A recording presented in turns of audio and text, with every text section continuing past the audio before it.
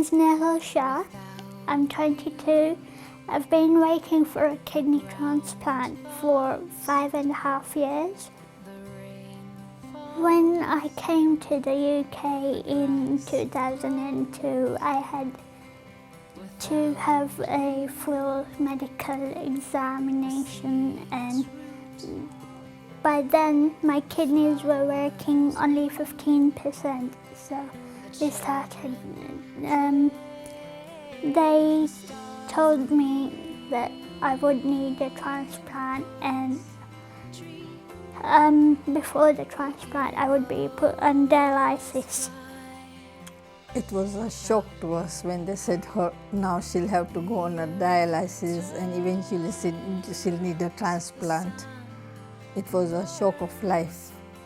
They said I might have a longer wait being an Asian because there are less Asian donors and with kidney transplants, and my size, me being tiny, I would have a bit of a longer wait.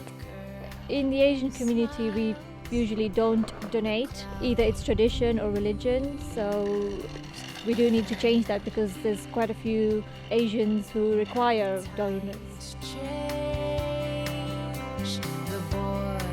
She suffers a lot, but we suffer as much as she doesn't get to do anything, and she doesn't have a lot of friends. Because of her mobility, she cannot go out that much and all that. In general, she doesn't have a good life at all. It's more of a hospital life and a home life. It did make me feel a bit worried when they said I might be waiting a bit longer, but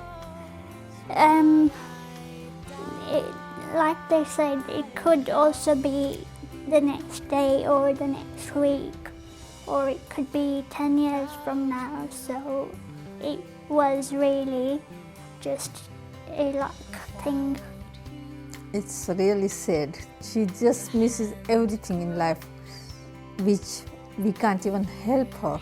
Since I've been waiting more than 5 years now, I can't help sometimes wondering how much longer I'd be waiting, and sometimes it does scare me that I might be waiting 10 years or more, even more than that. We really should be having more donors, especially because we're also more likely to develop diseases where transplants are needed. She's been waiting for more than 5.5 years now. For the circumstances, we can't give her our kidneys. She has a lot of fright in her.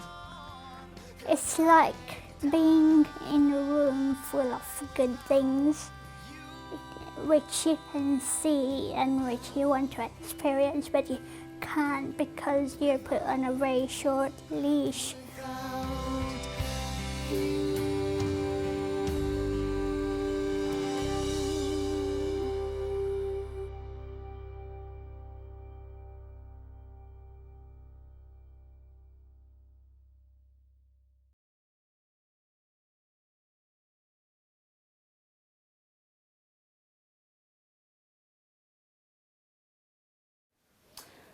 For us, organ donation is a huge issue. Unfortunately, we lost our son almost 9 weeks ago due to intestinal failure associated liver disease.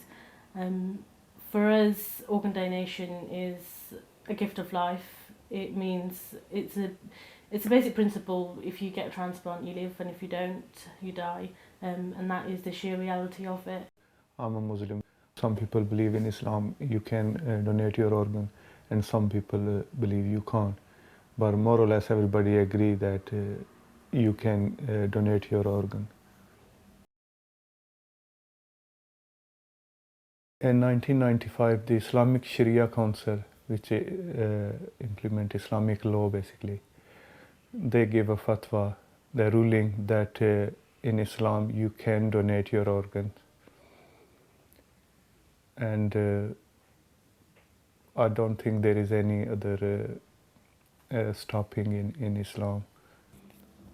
It's in chapter 5, They say whoever saved the life of one person, it would be as if he saved the life of all mankind.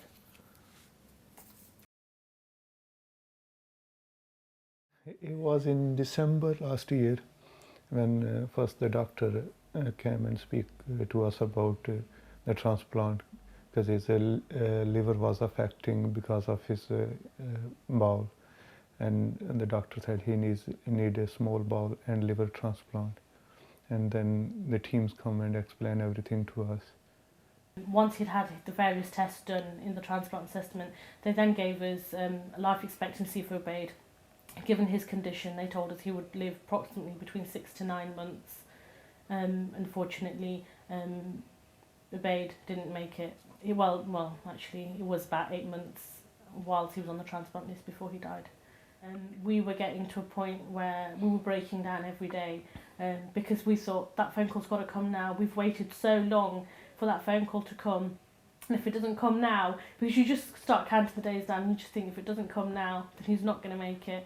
We didn't have any choice. We waited on the transplant list. It never happened. Unfortunately, the night before Ubaid was admitted, he didn't sleep too well at home. We then realised that he's not weeing much, and the alarm bell started ringing that something's not right.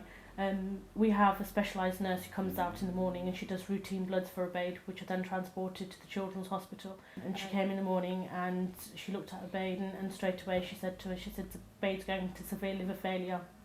She came over and she said, I'm really sorry, but I think you're going to have to pack everything. And I looked at her and I said, it's okay, we know Ubaid's not coming home this time.